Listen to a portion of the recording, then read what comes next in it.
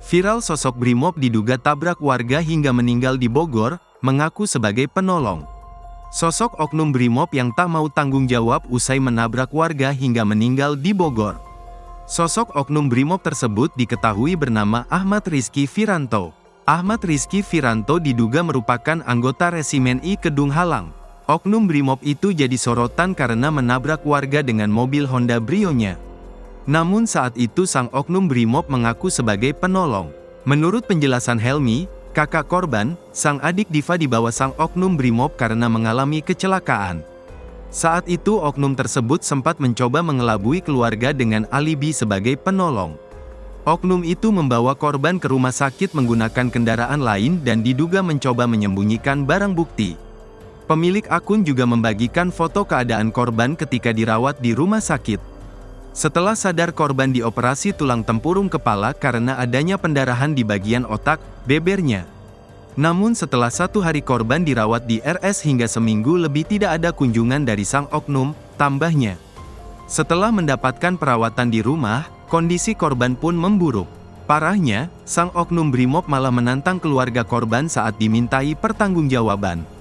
Ia tak mau bertanggung jawab atas perbuatannya kepada Deva, korban kecelakaannya hingga meninggal dunia.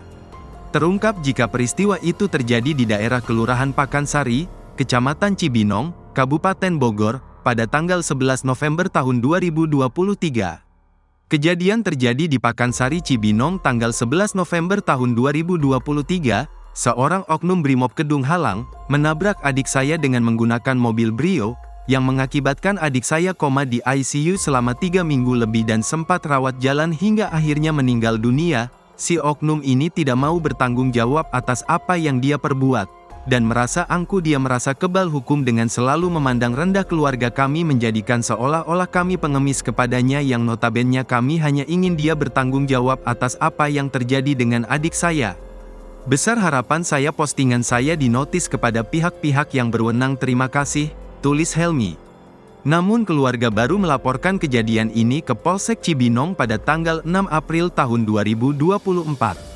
Saat melapor, pihak keluarga juga mengaku dipersulit. Pelaporan dipersulit dengan dalih yang menangani unit laka lantas sedang cuti tidak bisa diganggu, ucap pemilik akun. Setelah menunggu lama pelaporan ditolak padahal bukti sudah banyak untuk laka lantas ngeluarin LP, tambahnya. Korban pun meninggal dunia pada tanggal 27 April tahun 2024 dan dimakamkan keesokan harinya. Dikutip dari Kompas.com, Kasat Lantas Polres Bogor AKP Rizky Guntama angkat bicara soal keluhan warganet tersebut. Rizky membenarkan peristiwa tersebut terjadi di wilayah hukum Polres Bogor dan hal tersebut dilakukan oleh oknum polisi. Lebih lanjut ia menjelaskan, meski oknum tersebut terlibat tapi proses pemeriksaan terus dilanjutkan.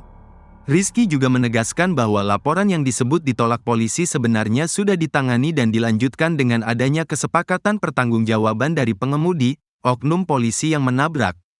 Bukan menolak laporannya, kita bergerak mencari keterangan lebih dalam. Jadi laporan tidak ditolak, kata Rizky. Download Tribun X sekarang, menghadirkan lokal menjadi Indonesia.